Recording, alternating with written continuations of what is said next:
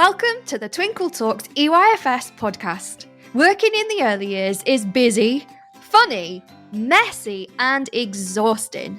Join me, Shana, some of the Twinkl EYFS team, special guest speakers, and other early years practitioners as we talk honestly about our experiences. Whether you're listening for CPD, on your commute, or to help you relax, Twinkl EYFS will share everything you need to know about all things early years. Hello and welcome to another episode of Twinkl Talks EYFS with the Private Early Years team. My name's Katie. And I'm Charlotte. I'm Fliss. And I'm Hannah. And in today's episode, we're going to be helping you answer some of the questions that you are likely to be asked in your Ofsted.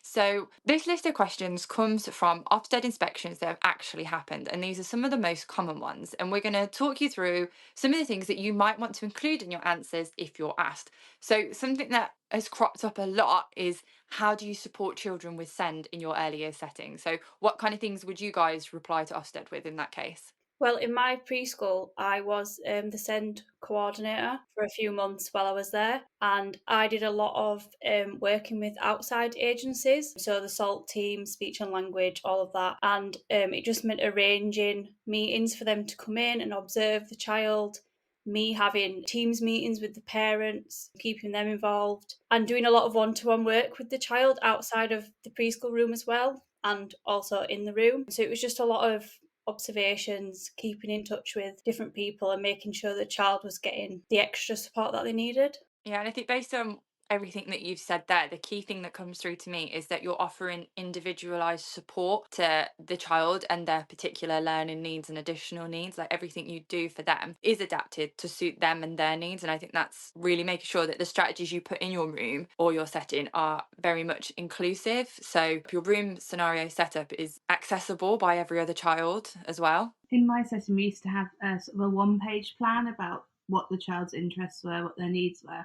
And that was a really good way of like demonstrating quite quickly to an Ofsted inspector, like, this is the child, this is what we're working on, this is kind of maybe triggers, or this is what we're working on with them.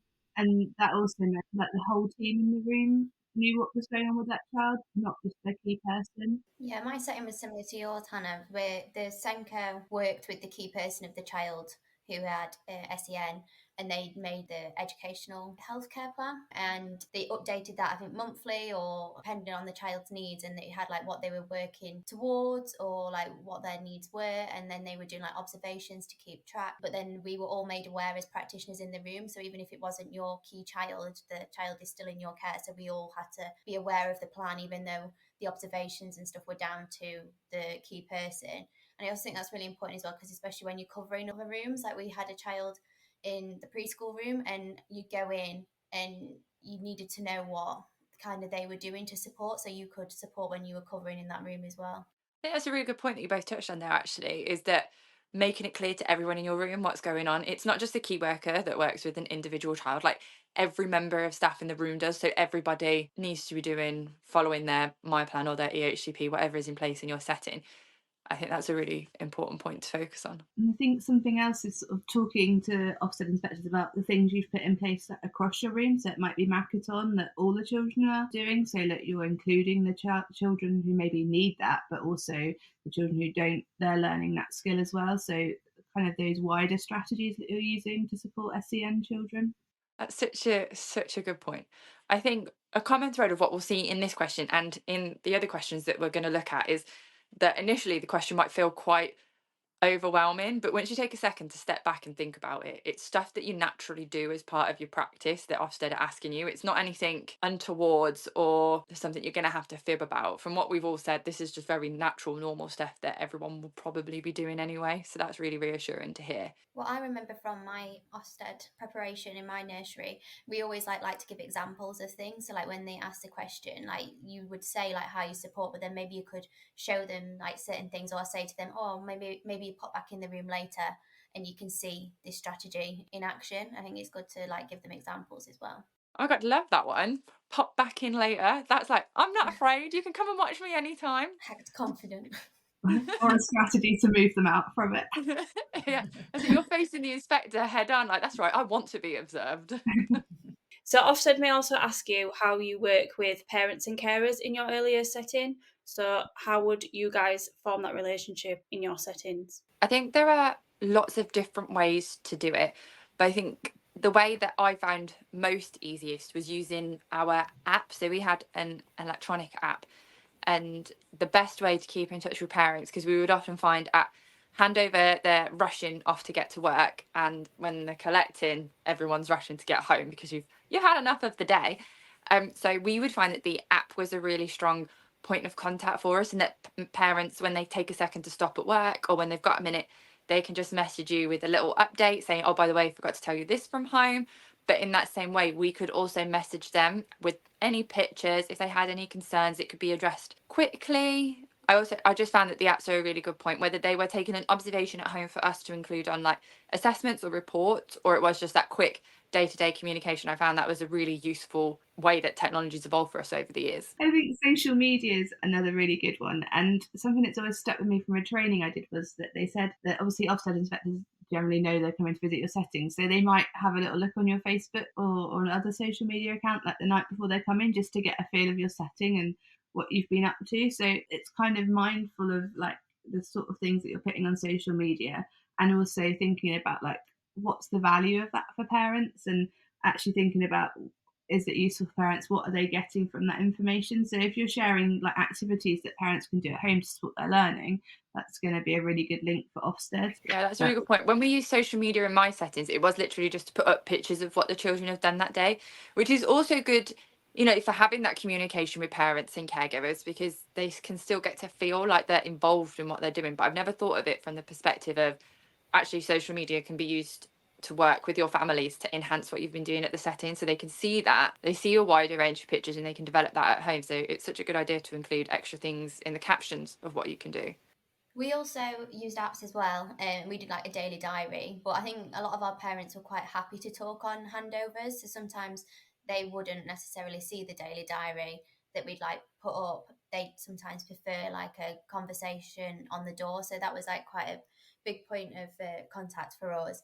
And also when we had children who had like English as an additional language, we had to work with the parents quite a lot there, because well, I got parents to like tell us about like their favorite food, what they eat in like their nationality, to help them feel more included. But having that open communication about the additional language that they've got, they can then support you in the setting to support the child. So even just like a handful of words in their language is really useful, so involving them in processes like that.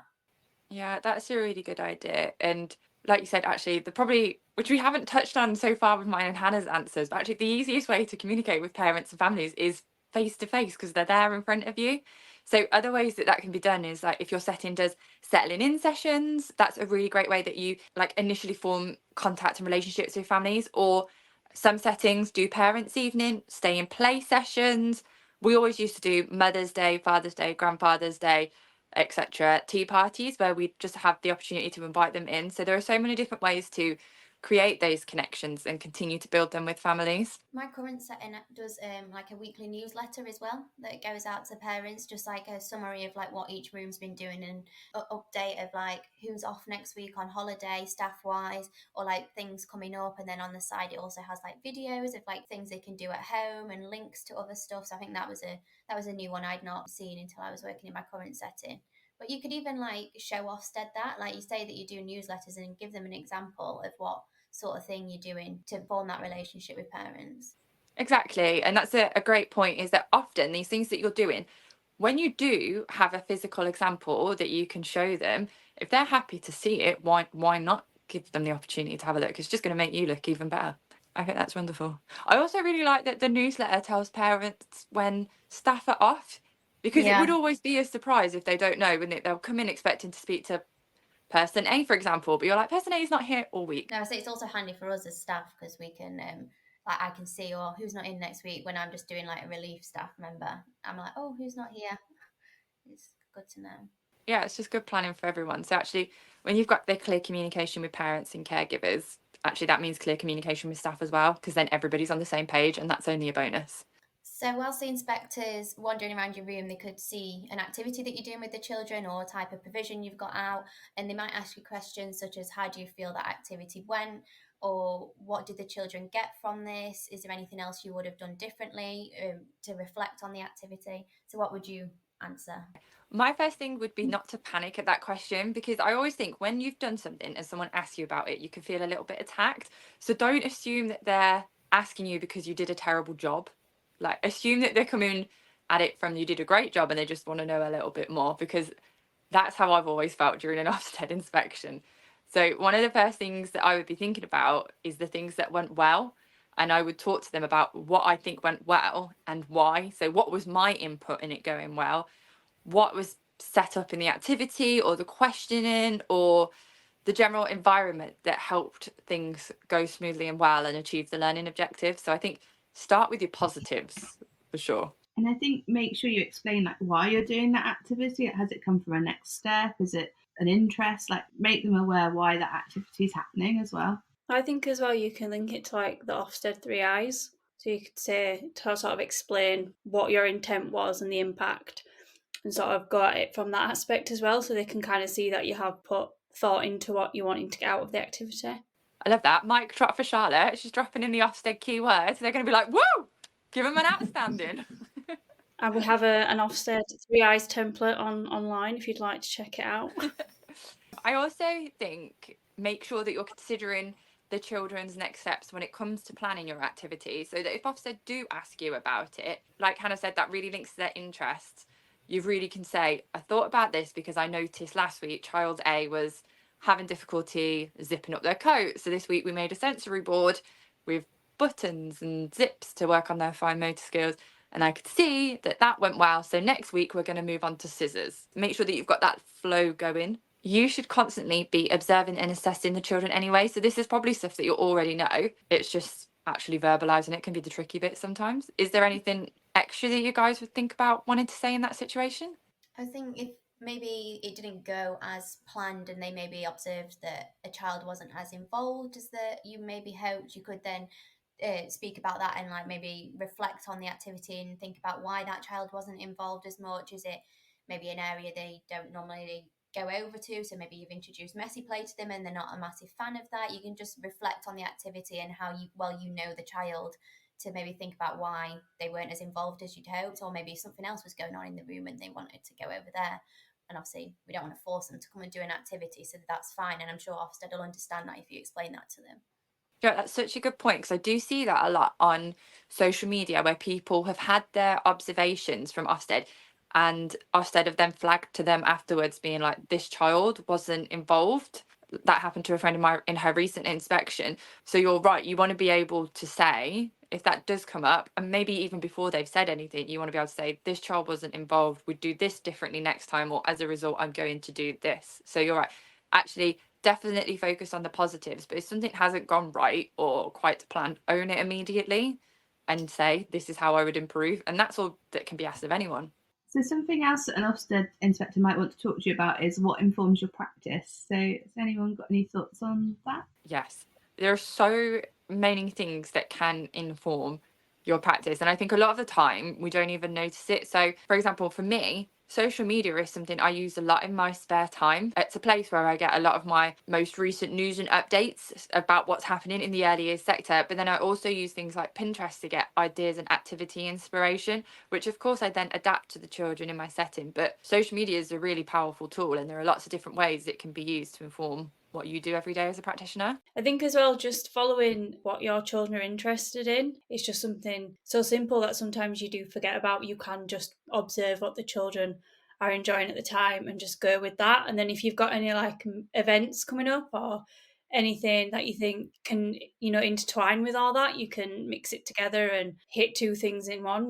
Go with the flow. Sometimes I used to say, just kind of go, see where it takes you. Yeah, and I think you're right that quite often the events and celebrations can be influenced by children's interests. Like by exposing them to different events and celebrations that are coming up in your setting, you might develop their interests. So at the time of our recording this, it's when the Euros are not long finished. So I imagine a lot of children, because of this event, have expressed an interest in football that might not have been there 6+ weeks ago. So actually those two can go hand in hand. So there's nothing wrong with taking the lead from an event or celebration and using that to inform your practice and your planning. I also think as well, Ofsted will be looking at how you talk about your curriculum as well, your settings curriculum. They want to see that what the managers said in the learning walk, the nursery's curriculum is reflected in each room. So if you like drop them words about what your curriculum is, so say if yours is all a focus on communication and language, especially in like the baby and the toddler rooms, you can demonstrate that and say like, our practice in this room is informed by the curriculum, so we focus a lot on communication and language, which you can see over here in this activity, this provision. Ofsted will see that link between what the managers said in the learning walk and what you're actually doing in the room, and they'll be like, tick, outstanding. Yeah, that's a ding ding ding, 10 out of 10. Give everyone a sticker. That's a perfect response. And I think talk about training as well that you might have been on. So like going to a training is great, but then being able to talk about how it's informed your practice. So maybe linking to communication and language, like this was talking about, you might have learned something, talk about how you've come back and implemented it in your setting and how that's changed your practice. Yeah, that's a really good point, actually. So these are just a couple of the questions that you could be asked by Ofsted, and therefore it's only a couple of the answers.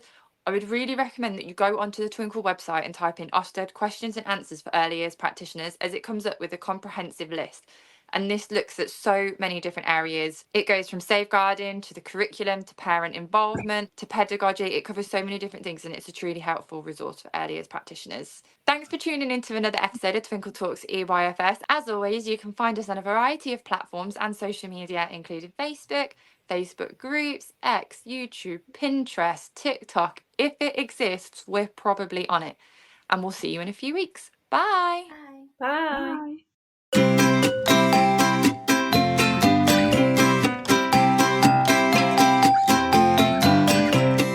So that's it for today's episode. I hope you really enjoyed it.